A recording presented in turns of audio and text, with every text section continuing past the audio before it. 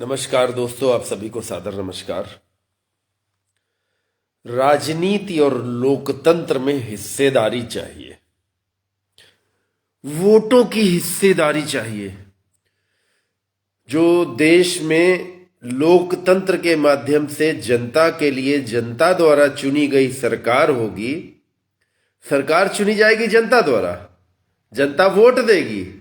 Vote देने का मताधिकार जो है, गुप्त मताधिकार सभी के पास सुरक्षित है और सभी दाता है, और दाताओं से हिस्सेदारी चाहिए। आप किसी मंदिर या मस्जिद के बाहर गए हो, वहां आपको बाहर बैठे ढेर सारे भिखारी भिक्षुक जो दिख रहे हो, जो दान मांग रहे हो, उन दान मांगने वालों के बीच में आप बैठ जाइए और कहिए हमको भी हिस्सेदारी चाहिए। यहां मंदिर के सामने वाली इतनी जमीन हमको चाहिए, इस जगह पे हम दुकान खोलेंगे, गुमटी लगाएंगे अपनी, या कोई बढ़िया सी दुकान, हमको भी हिस्सेदारी चाहिए। वही वाली हिस्सेदारी हमको भी चाहिए भाई। हिस्सेदारी, कुछ ऐसी बातें आरंभ हो चुकी है, मतलब एक मुस्लिम राजनीति का जो एक दौर अब इस समय चला है, उसकी वजह से योगी जी, मोदी जी बड़े प्रसन्न होंगे मुझे लगता है। क्योंकि मुस्लिम वोटों का ध्रुवीकरण अगर होगा तो हिंदू वोटों का ध्रुवीकरण भी आसान हो जाएगा। और आज की राजनीति जो हो रही है सबसे जबरदस्त, एक तरफ हिंदू वोटों का ध्रुवीकरण करके हिंदू राज, भारतीय जनता पार्टी का राज आ गया, और दूसरी तरफ मुस्लिम जो है हमारे देश के सीए एनआरसी आंदोलन के बाद से हमको भी हिस्सेदारी चाहिए, हमारा भी नाम होना चाहिए। हमारी आबादी 20% है, अब 20% में शिया कितने, सुन्नी कितने, अहमदिया कितने, कौन कहां से कितने, बरेलवी कितने, देवबंदी कितने, इसको अगर बांटने पे आ जाए तो लोग हमको बुरा कहेंगे। राजनीति हिंदुओं की हो रही थी देश में लंबे समय से, जिसको मुस्लिम समर्थन दे रहे थे, तो हिंदुओं की जातिवादी राजनीति को बहुजन समाज पार्टी के नाम पर समर्थन दिया ना। एक जमाने बैकवर्ड, दलित, इन सब राजनीति को समर्थन सबने दिया। और आज की तारीख में एक ऐसी राजनीति आ गई है, कट्टरपंथी हिंदू मुसलमान दोनों बन गए हैं। उत्तर प्रदेश चुनाव में ओवैसी साहब, आपका बहुत बहुत धन्यवाद, जो आपने एंट्री बढ़िया सी मारी है। उसकी वजह से आपने मुस्लिम वोटों के ध्रुवीकरण की जो बात कही है, उस अगर मुस्लिम वोटों का ध्रुवीकरण सही है तो भाई हिंदू वोटों का ध्रुवीकरण भी सही माना जाएगा। अगर मुस्लिमों को हिस्सा चाहिए तो हिंदुओं को भी सही, हिंदुओं में जातियों में बटे हुए वो स्वामी प्रसाद मौर्य को मौर्य समाज के लिए हिस्सा चाहिए, कहीं कोई अखिलेश यादव को यादववादी बोलने लगता है।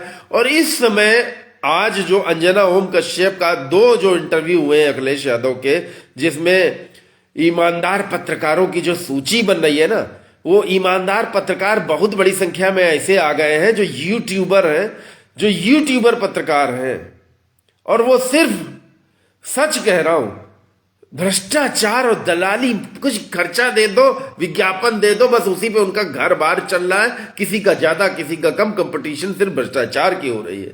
और मुझे पहले से कह रहा था कि लोग पार्टी का कार्यकर्ता क्यों बनते हैं। आप मुझको चाहते हैं मैं किसी पार्टी का कार्यकर्ता बन जाऊं तो क्यों बन जाऊं बताओ। मैं तो एक अच्छा वक्ता हूं, तो मैंने तो डंके की चोट पे हमेशा बोला कि मेरे पास आना पड़ेगा बड़े बड़े नेताओं को कि उपाध्याय जी, अन्ना हजारे के बाद इकलौते आप सत्याग्रही हैं, बहुत शानदार बोलते हैं, हमारी पार्टी की, हमारे लोगों की मदद कर दीजिए। तो चूंकि एक एडवोकेट हूं, एक लाइजनर के तौर पर डंके की चोट पर सत्य बताते हुए कि मुझको ये फीस मिल रही है और इस पार्टी के लिए मैं काम कर रहा हूं, इतना मैं टैक्स अदा कर रहा हूं, मैं कर सकता हूं, मुझे कोई एतराज नहीं है। लेकिन मैं नेता बनने याचक होके कहीं जाऊंगा, कभी नहीं जाऊंगा, क्योंकि ऑलरेडी मैं इस संपूर्ण समाज का कर्मवान नेता हूं जिसने सत्याग्रह किए हैं। हिस्सेदारी मांगने वाले समस्त लोगों से आज मैं कह रहा हूं कि भैया, जब मैं नहर चौराहे पे आमरण अनशन पे बैठा था, जब मैं इको गार्डन पे आमरण अनशन पे बैठा रहा था, जब मैं विधानसभा जिस जगह पर लोक भवन बना है, 6 दिन तक उस जगह पे मैं आमरण अनशन पर बैठा रहा था, तो मेरे आमरण अनशन, मेरे सत्याग्रह, मेरे सत्य के सच्चे आग्रह में मेरी हिस्सेदारी देने कोई आया था कि उपाध्याय जी आप पूरे लखनऊ के लिए बहुत बढ़िया शानदार काम कर रहे हैं, नहर चौराहा चौड़ा कराने जा रहे हैं, आलमबाग क्षेत्र का जल भराव खत्म कराने के लिए आपने जो है आमरण अनशन सत्याग्रह किया, हम आपके साथ हैं, हम आपके साथ आमरण अनशन करेंगे, हम आपके साथ हिस्सेदार हैं। है कोई हिस्सेदार बताओ भैया। हिस्सेदार आलमबाग लखनऊ में रहने वाले लाखों लोगों से कह रहा हूं, लखनऊ में रहने वाले लाखों लोगों से मैं कह रहा हूं कि जब मैंने आमरण अनशन लखनऊ की जनता के लिए किया, तो लखनऊ की हिंदू, मुस्लिम, सिख, ईसाई और खास करके मुस्लिम वो जनता जो आज सत्ता में, पैसे में, फायदे में, ताकत में, पावर में हिस्सेदारी मांग रही है, वो कभी संघर्ष में हिस्सेदारी देने मुझे आई?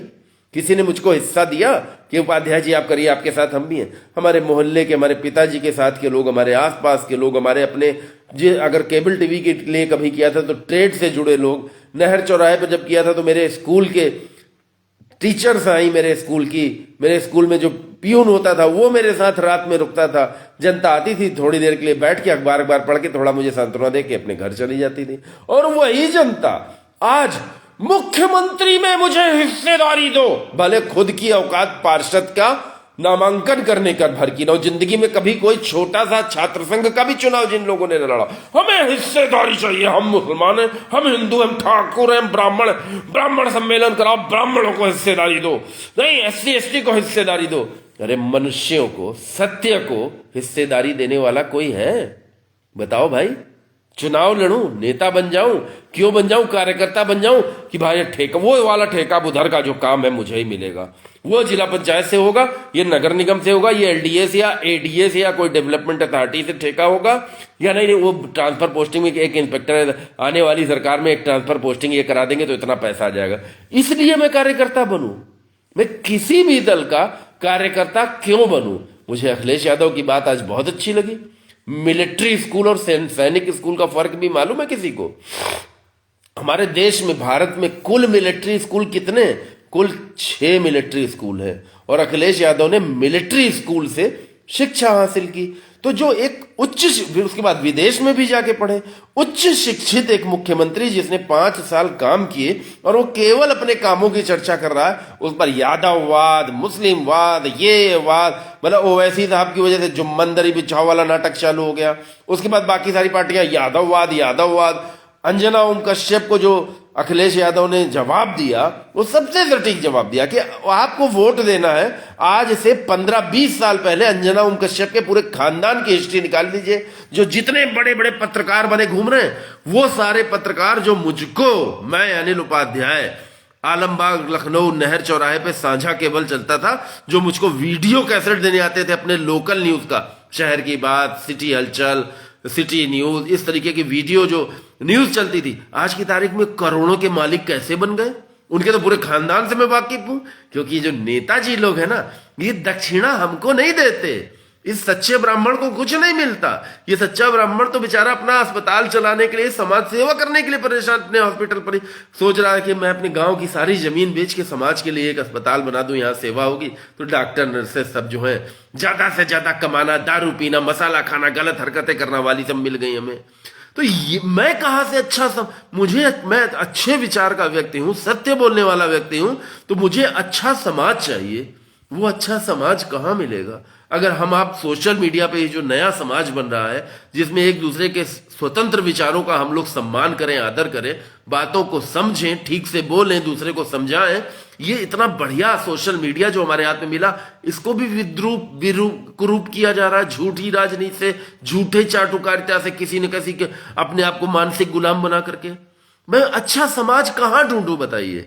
पृथ्वी नामक ग्रह पर रहता हूं, भारत नामक देश में रहता हूं, लखनऊ नामक जिले में रहता हूं, चाहता हूं कि मेरे लखनऊ के लोग सब बहुत पहले आप मुस्कुराइए कि आप लखनऊ में हैं, एक दूसरे से अदब तहजीब से बात करें, दुनिया अच्छी हो। अगर मैं ये चाहता हूं तो मुझे किसी राजनीतिक दल का चिंटू बनना पड़ेगा, या आपको बनना पड़ेगा, या किसी धर्म की बात करनी पड़ेगी? अरे अपनी बात करो, अपनी बात करो। जैसे सैफी आलम में कुछ कोरोना पे बात करिए ना, बिल्कुल सही तुमने कहा सैफी भाई, कोरोना इस समय फिर से तेजी से फैल रहा है, जिसमें हम लोगों को ये झोला टिकाया जा रहा है कि अभी ये ज्यादा खतरनाक नहीं है, चिंता ना करो, ज्यादा खतरनाक नहीं है।